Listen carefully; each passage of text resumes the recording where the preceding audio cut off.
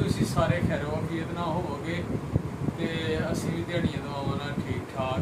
ਤੇ ਅੱਜ ਹੈ ਜੁਮਾਤੁਲ ਮੁਬਾਰਕ ਤੇ ਦਿਨਾਂ ਦਾ ਸਰਦਾਰ ਜੁਮਾਤੁਲ ਮੁਬਾਰਕ ਨੂੰ ਕਿਹਾ ਜਾਂਦਾ ਹੈ, ਦਿਨਾਂ ਦਾ ਸਰਦਾਰ। ਤੇ ਮੁਸਲਮਾਨਾਂ ਵਾਸਤੇ ਯੌਮੇ ਜੁਮਾ ਯੌਮੇ ਈਦ ਵੀ ਹੈ, ठीक है जी। तो दोस्तों जुमे वाले दिन जोड़ा बंदा सब तो पहला मस्जिद दाखिल होएगा ना, अजान जो हो जाएगी तो उन्होंने इन्ना सवाब है कि जी एक ऊँट की कुरबानी का सवाब है। तो जो दूसरे नंबर पर जाएगा उन्होंने एक गाय की कुरबानी का सवाब, जो तीसरे नंबर पर जाएगा तो उन्होंने एक बकरी की कुरबानी का सवाब। तो फिर वो पिछे रूटीन वाइज जुम्मतुल मुबारक का सवाब मिलेगा हर बंदे को। जुमे ज़्यादा तो ज़्यादा दरूद सलाम सरकार दे पढ़िया करो, हजूर अकरम सल्लल्लाहु अलैहि वसल्लम उन्होंने ज़्यादा तो ज़्यादा दरूद सलाम पढ़िया करो। फिर यौमे जुमा यौमे ईद क्यों कहा जाता है, अज यह गल भी असीं तुहानूं दसनी है दोस्तों कि यौमे जुमा यौमे ईद क्यों है मुसलमानों वास्ते। ठीक है जी। दूसरी गल कि जुमे वाले दिन नहा धो के गुसल करके नवे कपड़े पा के खुशबू लगा के मसवाक करके चमक दमक के मस्जिद जाया करो। बहुत बड़ा अजर है ये हजूर साडे आका रहमत लिल आलमीन सल्लल्लाहु अलैहि वसल्लम उन्होंने फरमाया कि अल्लाह ताला ने फरमाया। दूसरी गल ये कि यौमे जुमा यौमे ईद क्यों किया जाता है तो क्यों असी मनाने मुसलमानों वास्ते ईद क्यों है। जुम्मतुल मुबारक जिहड़ा है ना जुमे वाले दिन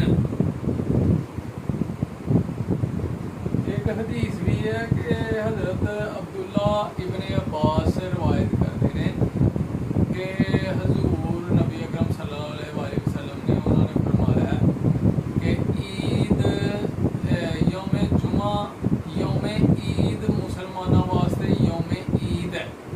तो इस दिन ज़्यादा तो ज़्यादा दरूद सलाम पढ़िया करो मेरे उत्ते।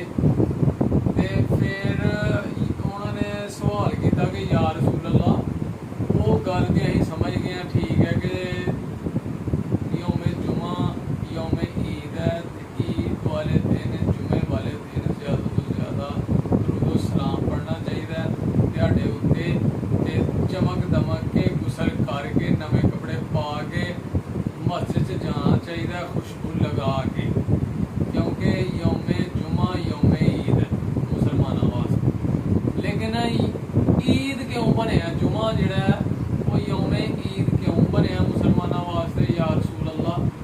फिर हजूर ने फरमाया कि जुमे वाले दिन हज़रत आदम अलैहिस्सलाम उन्होंने हुई तखलीक उन्होंने मिलाद है जुमा जुमातुल मुबारक जिहड़ा है जुमा उस दिन हज़रत आदम अलैहिस्सलाम की हुई तखलीक उन्होंने मिलाद है। इस वास्ते अल्लाह ताला ने अपने नबी दी मिलाद की खुशी जुमातुल मुबारक के दिन यौमे जुमा बना हड़िया क़यामत तक मुसलमानों वास्ते कि उन्होंने जिस दिन हुई उन्होंने तकलीफ उस दिन तमाम मुसलमानों वास्ते क़यामत तक ईद बना दिता गया। इस वास्ते यौमे जुमा यौमे ईद किया जाता है वजह। ठीक है दोस्तों। तो जुम्मतुल मुबारक का वैसे बहुत ज़्यादा अजर है।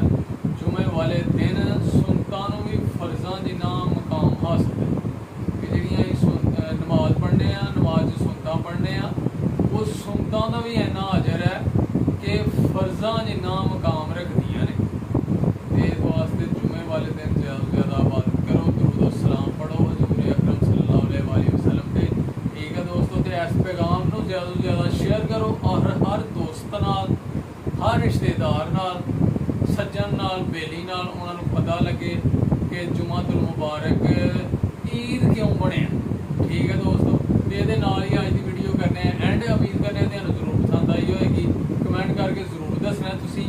ते ਅਗਲੀ ਵੀਡੀਓ 'ਚ ਇਨਸ਼ਾਅੱਲਾ ਹੋਏਗੀ ਮੁਲਾਕਾਤ। ਆਪਣਾ ਤੇ ਆਪਣੇ ਪਿਆਰਿਆਂ ਦਾ ਰੱਖਣਾ ਖਿਆਲ, ਮਾਂ ਬਾਪ ਦੀ ਕਰੋ ਸੇਵਾ ਜ਼ਰੂਰ, ਜ਼ਿਆਦਾ ਤੋਂ ਜ਼ਿਆਦਾ ਉਹਨਾਂ ਦੀਆਂ ਲਓ ਦੁਆਵਾਂ।